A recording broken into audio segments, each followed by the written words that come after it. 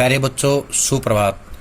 आज हम करेंगे कबीर के दूसरे पद की व्याख्या। संतो देखत जग बोराना, बोराना होता है पागल। सांच कहो तो मारन धावे, सांच माने सत्य, कहो माने कहना, मारन माने मारने के लिए, दावे माने दौड़ना, झूठे माने झूठ, जग माने संसार, पतियाना माने विश्वास करना, नेमी माने नियम को मानने वाले, नियमों का पालन करने वाले, देखा माने देखा, धर्मी माने धर्म, देखा माने देखा, प्रातः माने सुबह, करे माने करना, स्नान माने स्नान, आत्म मारी माने अपनी आत्मा को मार देना, आत्म मारी माने आत्मा को मार देने वाले या स्वयं की आत्मा को मार देने वाले, पखानी पत्थर, पूजे माने पूजना, उनमें माने उनमें, कुछ न कुछ नहीं, ज्ञान माने ज्ञान, बहुतक माने बहुत से, बहुतक क्या होता है बहुत से, देखा माने देखे, पीर माने पीर, मुस्लिम धर्म के जो संत हैं उनको बोलते हैं पीर, औलिया माने मुस्लिम धर्म को मानने वाले संत, पीर औलिया, मुस्लिम धर्म के जो धर्मगुरु होते हैं या संत होते हैं उसको बोलते हैं पीर औलिया। पढ़े माने पढ़ना, किताब माने किताब, कुरान माने कुरान, कई माने उनके, मुरीद माने शिष्य, तदबीर माने उपाय, बतावे माने बताते हैं, उनमें माने उनमें, उहे माने उनमें, जो माने जो, ज्ञान माने ज्ञान, उनमें जो कुछ भी ज्ञान है उसके बारे में कहा गया है। आसन माने आसन यानी समाधि लगाए बैठना, मारे माने आसन मारे माने समाधि में बैठना, डिम माने घमंड, धरी माने धारण करना, बैठे माने बैठना, मन माने मन, बहुत माने बहुत, गुमाना माने अहंकार, पीपर पीपल होता है पाथर पत्थर, पूजन पूजने लगे, लागे माने लगे, तीर्थ माने तीर्थ, पवित्र स्थानों पे घूमना, गर्व माने होता है घमंड, बुलाना माने भूल जाना, टोपी माने टोपी, पहरे माने पहनते हैं, माला माला, पहरे माने पहनना, छाप तिलक माने छापना, निशान बनाना, तिलक माने तिलक लगाना, अनुमान माने अनुमान, अंदाजा लगाना। कबीरदास जी कहते हैं कि हे सजनों, संतो माने सजनों, हे संतो देखो जग बोराना, जगत के लोग जो हैं बावले हो गए हैं, पागल हो गए हैं, इस संसार के लोग जो हैं पागल हो गए हैं, बोरा गए हैं, बावले हो गए हैं। यदि साच कहो, उन्हें सत्य बात कही जाए, मारन धावे, मारने के लिए दौड़ते हैं, अगर उनको सत्य कहा जाए मारने के लिए दौड़ते हैं, अर्थात सच्ची बात उनको बुरी लगती है। झूठे जगपतियाना, अगर कोई झूठी बात कहे तो उस पर तुरंत विश्वास कर लेते हैं। ऐसे संसार का क्या भरोसा, इस संसार का जो है कोई विश्वास नहीं है।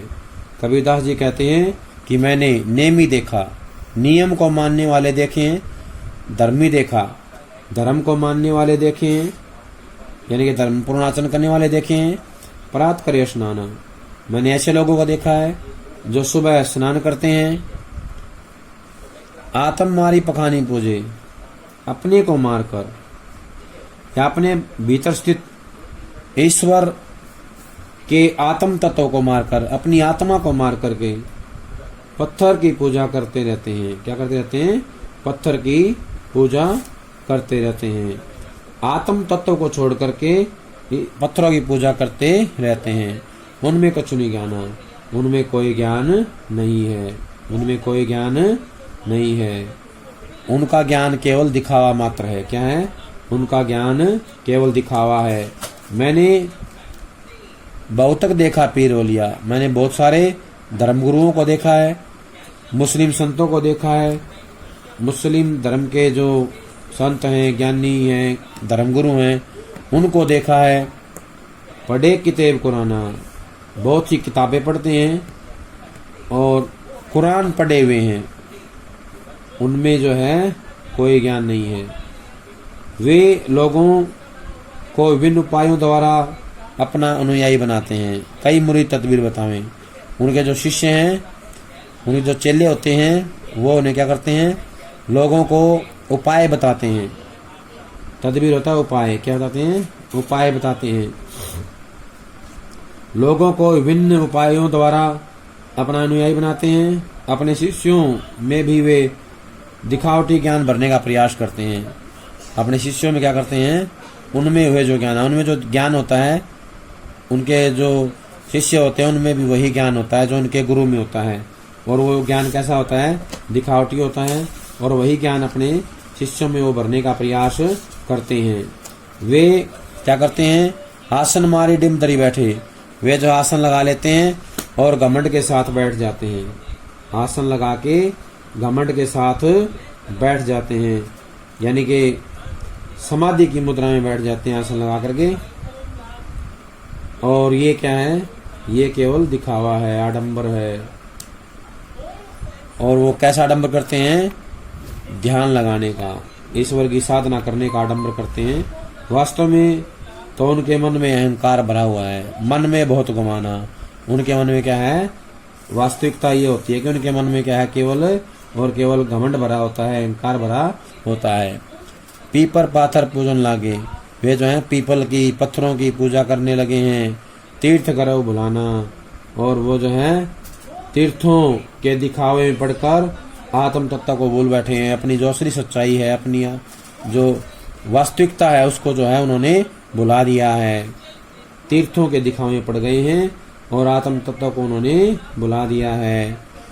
टोपी पहरे माला पहने, कबीरदास जी कहते हैं कि जो लोग टोपी पहनकर, माला पहनकर, मस्तक पर तिलक लगाकर या तिलक धारण कर तथा छापदारी वस्त्र पहनकर, छाप माने छपे हुए वस्त्र, जिस पर भगवान की मूर्ति छपी होती है या भगवान की तस्वीर बनी होती है या नाम लिखे होते हैं भगवान के, ऐसे छपे हुए जो हैं वस्त्र पहनते हैं, कपड़े पहनते हैं, वे लोग जो हैं ईश्वर को पाने की कोशिश करते हैं। परंतु अपने भीतर या उनके मन में जो है ऐसा कोई ईश्वर के प्रति या ईश्वर के स्वरूप के प्रति कोई वास्तविक दर्शन की भावना नहीं होती है। उन्हें ईश्वर के वास्तविक स्वरूप के कभी दर्शन नहीं होते हैं। कहने का आशय है कि वो कभी भी ईश्वर के करीब नहीं पहुंच पाते हैं, वो इसी दिखावे में उलझ करके रह जाते हैं। कहने का आशय है कि वे कभी भी भगवान को नहीं पा सकते हैं। भगवान मिलते हैं सरलता से। भगवान का जो साक्षात्कार होता है वो केवल और केवल जो है भगवान के भजन से, श्रवण से होता है, ना कि दिखावे से होता है। कबीरदास ये कहने का प्रयास करते हैं। साखी शब्द ही गावत भूले, आत्म खबरी न जाना, हिंदू कहे मोहि राम प्यारा, तुरक कहे रहीमाना, आपस में दो लरी लरी मुए, मरम न काहू जाना, घर घर मंत्र देत फिरत हैं, महिमा के अभिमाना, गुरु के सहित सिक्खे सब बूढ़े, अंत काल पछताना, कहे कबीर सुनो हो संतो, ई सब बरम बुलाना, कहती कहो कहा नहीं माने, सहज ही सहज समाना। साखी शब्द, साखी मतलब होता है साक्षी। क्या होता है साखी? साक्षी शब्द ही होता है गुरु द्वारा शिष्य को दीक्षा के अवसर पर दिया गया मंत्र। शब्द होता है गुरु द्वारा दीक्षा के समय दिया गया मंत्र। गावत माने गाना, बोले माने भूल गए हैं। आत्म खबरी होता है अपनी आत्मा का ज्ञान, उन्हें जो आत्मा कोई ज्ञान नहीं है, आत्म ज्ञान। महिमा होता है महात्म में। क्या होता है? महिमा होता है महात्म में। क्या होता है? महात्म में। शिक्षा होता है शिष्य। बूढ़े माने डूब गए। महिमा होता है महात्म में। इसके बाद हम करेंगे व्याख्या इसकी। साकी शब्द गावत बोले। कबीरदास जी कहते हैं कि जो संसार के लोग हैं वो साक्षी जो शब्द हैं या जो साक्षात्कार वाली बातें हैं वे जो हैं भूलते जा रहे हैं। वे साक्षी शब्द गा गा कर ईश्वर को पाने के बुलावे करते हैं। साक्षी शब्द गा गा कर ईश्वर को पाने के बुलावे में खोए रहते हैं या बुलावे में भटकते रहते हैं, परंतु अपने भीतर स्थित आत्म तत्व रूपी ईश्वर तत्व की उन्हें कोई खबर नहीं है। उनके अंदर जो ईश्वर विद्यमान है, अपने अंदर जो ईश्वर विद्यमान है, उसकी उन्हें कोई खबर नहीं है, उनके बारे में कोई कुछ नहीं जानता है। हिंदू कहे मोहि राम प्यारा, हिंदू कहते हैं कि मुझे राम प्यारा है। तुर्क कहे रहीमाना, और मुस्लिम कहते हैं कि मुझे जो है रहीम प्यारा है। क्या है? रहीम प्यारा है, रहीम हमारा है। आपस में दो लड़ी लड़ी हुए, आपस में क्या है? दोनों लड़ लड़ के मर जाते हैं। मरम न का हो जाना, और किसी ने भी वास्तविक सच्चाई को नहीं जाना है। जो रहस्य है, असली जो बात है, उसके बारे में कोई नहीं जानता है। कहने का आशय है कि सभी जो है ईश्वर की जो सत्ता है, ईश्वर की जो वास्तविक सच्चाई है, उससे जो है परे हैं। क्या है? उससे परे हैं।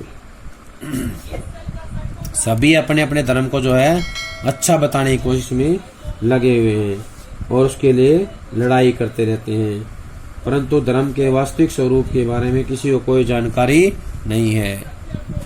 घर घर मंत्र देत फिरत है महिमा के अभिमाना। कबीरदास जी कहते हैं कि कुछ ऐसे लोग हैं जो घर जा करके लोगों घरों में मंत्र देते रहते हैं महिमा के अभिमाना। वे लोग जो है अपने गुरु की महिमा के अभिमान में या गुरु के महात्म्य के अभिमान में जो है ऐसा करते हैं, लेकिन वास्तव में वे लोग क्या हैं? गुरु के सहित सिक्के सब बूढ़े। उन गुरुओं के साथ साथ उनके जो शिष्य हैं वो भी डूब जाते हैं। क्या हो जाते हैं? उनके जो हैं शिष्य भी डूब जाते हैं। अंत काल पछताना, और अंत में जो है वो पछताते रहते हैं, पश्चाताप करते हैं। कहने का से है कि कबीरदास जी हमें बताना चाहते हैं, वो ये कहते हैं कि जो लोग गुरु बनकर माया के अभिमान से ग्रस्त या माया के अभिमान में पढ़ करके घर घर मंत्रों को देते फिरते हैं, ऐसे गुरु और शिष्य सब माया से ही भ्रमित होकर के डूब जाएंगे और अंत काल में उन्हें पछताना पड़ेगा। पश्चाताप करने के अलावा उनके पास कोई साधन नहीं बचेगा, कोई माध्यम नहीं बचेगा। कहे कबीर सुनो हो संतो ई सब भरम बुलाना। कबीरदास जी कहते हैं कि हे संतो, हे सजनों, ये जो भरम है माया का, इसे जो है सभी को भुला देना है, इसके चक्कर में नहीं पड़ना है। कहती कहो कहा नहीं माने सहजे सहज समाना। लेकिन संसार के लोग क्या हैं?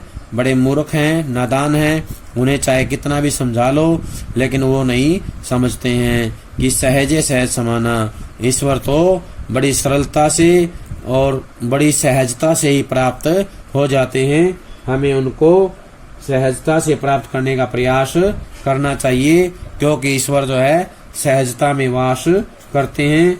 ईश्वर को हमें आसानी से प्राप्त करना चाहिए। कबीरदास जी कहते हैं कि हे संतो, ये सब लोग पाखंडी हैं, पाखंडी लोग भ्रम में ईश्वर को भूले हुए हैं। मैंने इन्हें कितना समझाया, किंतु इन्होंने मेरी एक न मानी।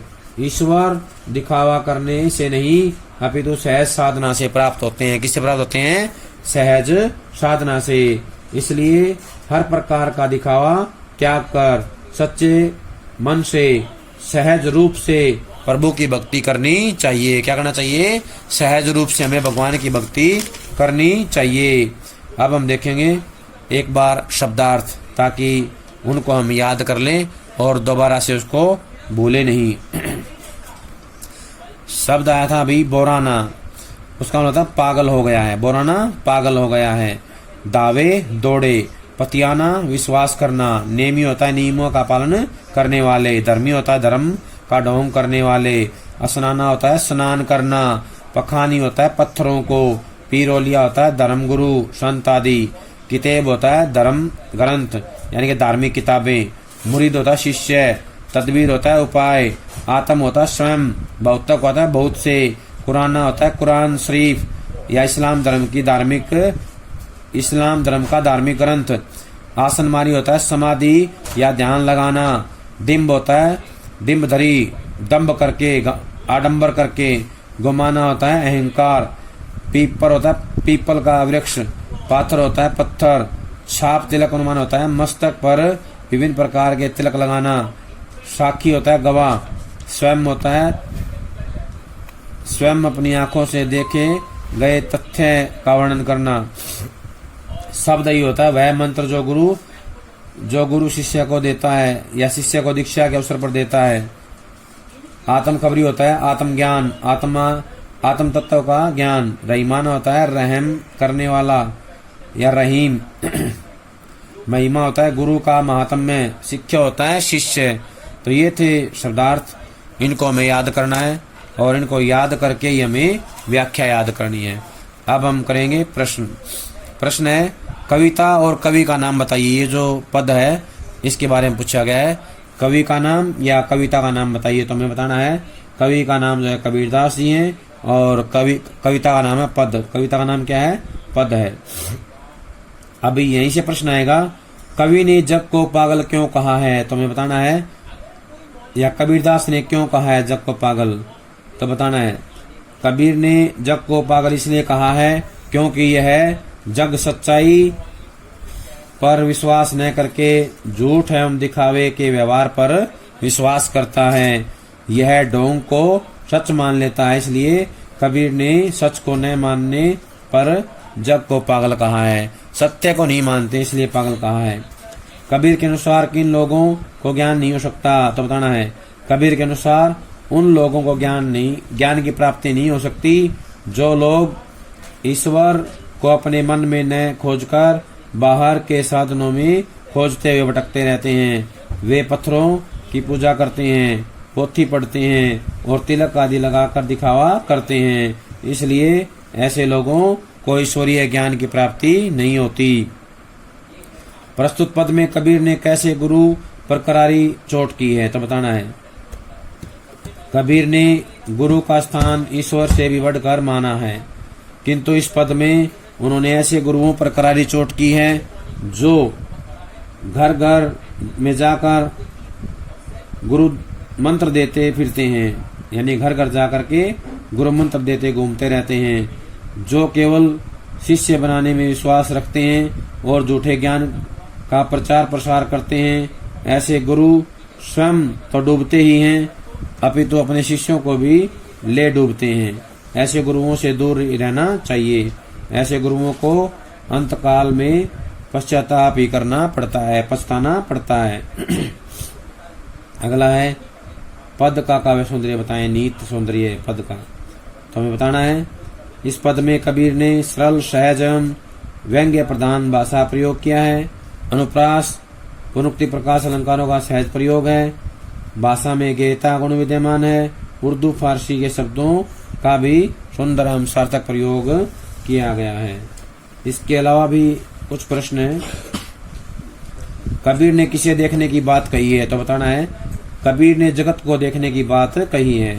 कवि ने संसार को क्या कहकर संबोधित किया है। तो बताना है कवि ने संसार को बावला कहकर के संबोधित किया है। कबीर ने संसार के बारे में क्या कहा है। तो बताना है कबीर के अनुसार संसार को सच्ची बात बुरी लगती है और झूठी बात पर ये विश्वास करता है, अतः ऐसे संसार पर क्या भरोसा, यानी कि ऐसे संसार का कोई भरोसा नहीं है। कबीर ने किस प्रकार के लोगों को जो है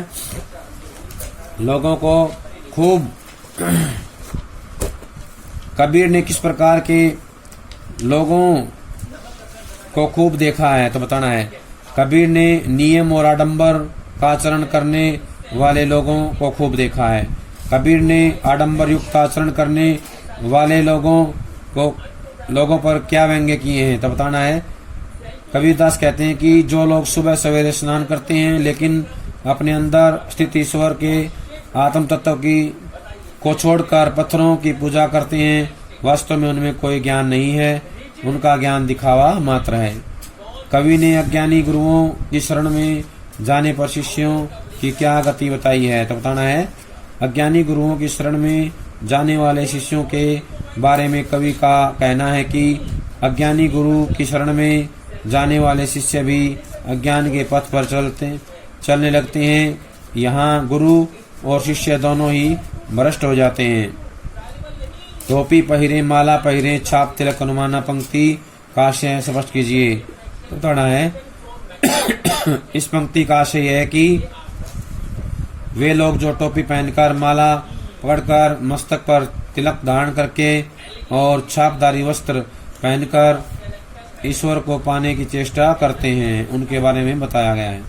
आडंबर रचने वाले लोगों को किसके दर्शन नहीं होते? तो बताना है ईश्वर के। आडंबर रचने वाले लोगों को ईश्वर के वास्तविक स्वरूप के दर्शन नहीं होते। कबीर किस प्रकार के शब्दों को गा कर ईश्वर को पाने के बुलावे में खोए रहने की बात करते हैं। कबीर साखी शब्द गा गा कर ईश्वर को पाने के बुलावे में खोए रहने की बात करते हैं। कवि के अनुसार ईश्वर की प्राप्ति किन लोगों को कभी नहीं हो सकती? कवि के अनुसार आडंबर पूर्ण आचरण करने वाले लोगों को ईश्वर की प्राप्ति कभी नहीं हो सकती। राम और रहमान को कौन लोग मानते हैं? हिंदू धर्म के अनुयायी राम को मानते हैं तथा मुस्लिम धर्म के अनुयायी रहमान को मानते हैं। कवि के अनुसार हिंदू और मुस्लिम धर्म में कौन सा धर्म श्रेष्ठ है? कवि के अनुसार कोई भी धर्म श्रेष्ठ नहीं है, अपितु सभी अपने आप में श्रेष्ठ हैं। आवश्यकता केवल धर्म को जानने और समझने की है। अवतरण के काव्य सुंदरी बताएं। इस अवतरण काव्य सुंदरी देखें। कबीर जी यहाँ आत्म तत्व पर बल देते हुए लोगों के द्वारा अपनाए जाने वाले बाह्य आडंबरों का विरोध किया है। हिंदुओं के द्वारा अपनाए जाने वाले छाप तिलक पत्थर पूजा का जहाँ कबीर ने विरोध किया है, वहीं अभिमान युक्त गुरुओं द्वारा शिष्य बनाने की परंपरा को भी अनुचित ठहराया है। अनुप्रास मनुक्ति प्रकाश अलंकार है, शांत रस है, प्रसाद गुण विद्यमान है। कबीर का विद्रोहात्मक स्वरमुखरित हुआ है, सदोकड़ी भाषा का प्रयोग किया गया है। प्यारे बच्चों, ये था कबीर का पद, उसकी व्याख्या और यहाँ से बनने वाले प्रश्न अलग अलग प्रकार के, तो सभी इनको याद कर लेंगे। जब तक अगली वीडियो आती है, सभी का बहुत बहुत धन्यवाद।